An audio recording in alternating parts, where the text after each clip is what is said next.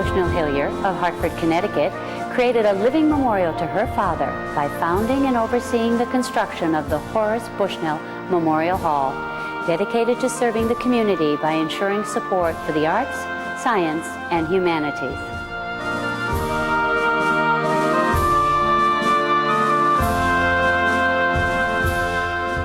The Horace Bushnell Memorial Hall Corporation, assembled at our first meeting, wished formally to express and to place on record the deep sense of our regret that Mrs. Hillyer, our honorary president, is unable to be with us. It is not only through her generosity, but also because of her clear vision and her recognition of certain definite civic needs that this corporation has become a reality. Signed by many of the major luminaries of Hartford on June 14, 1920, this proclamation commemorates Dotha Bushnell Hillyer's central role in creating a living memorial to her illustrious father, the Reverend Horace Bushnell. 10 years later, the Bushnell opened with a 3-day gala dedication planned by Dotha, culminating in a performance of the Philadelphia Orchestra, whose director, Leopold Stokowski, called the Bushnell the finest music hall in the world. Well, that was a very special evening. The first night, my father was the president of the Bushnell at the time, and he spoke about the plans for the opening 3 nights. The first night, Dean Brown from Yale Divinity School was the keynote speaker. The second night featured the Oratorio Society and the singing groups from Hartford, and it was the local singing groups. And the third night was the climax of the opening, and Leopold Stokowski. Born in 1843, the youngest of Horace Bushnell's 3 daughters, Dotha was named after his mother.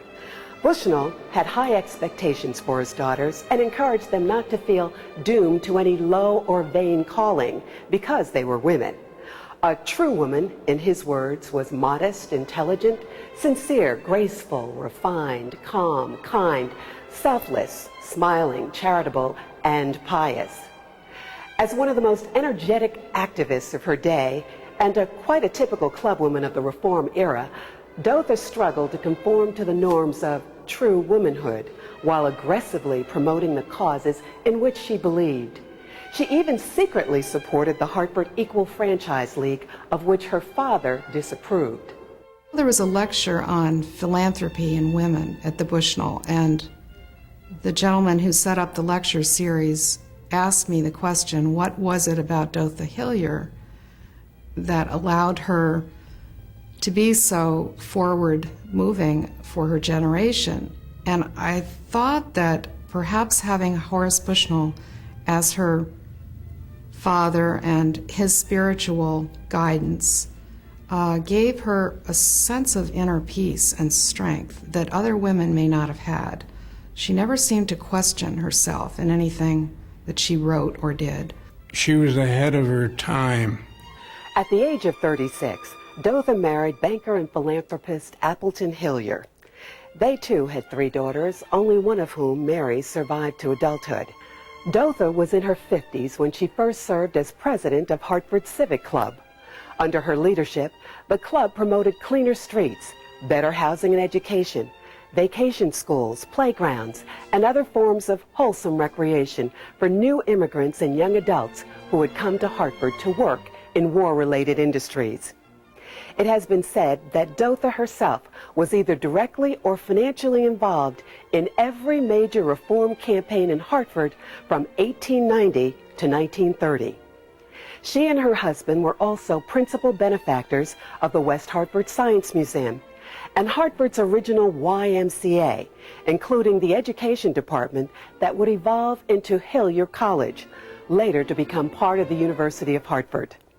The Hillyer family lived on Lafayette Street for many years, with views of Bushnell Park and the future site of the auditorium. They summered in Weetag and rode horses in Tariffville. Later, they would build a waterfront estate in Camden, Maine, where they spent 5 months of the year. Dotha loved sailing there with her good friend, Harriet Beecher Stowe. In 1919, Dotha invested an inheritance of $800,000 in the stock market and began researching the building of the memorial. On the advice of her friend, William H. Mortensen, Dotha wrote directly to Harvey Wiley Corbett, whose architectural firm would later build Radio City Music Hall. Accustomed to dealing with committees and competitions, Corbett told his wife of his strange experience, that a little old lady had called on him and asked him to build a large auditorium in Hartford, and seemed really to mean it. Any reservations he might have had disappeared the following morning when his office received a $100,000 deposit. By 1928, shortly before the '29 crash, Dotha withdrew the $3 million to which her initial investment had grown and created a nonprofit corporation and a charitable trust. Though ill during most of its construction, Dotha managed to contribute her ideas to all aspects of its design, from seats to carpeting.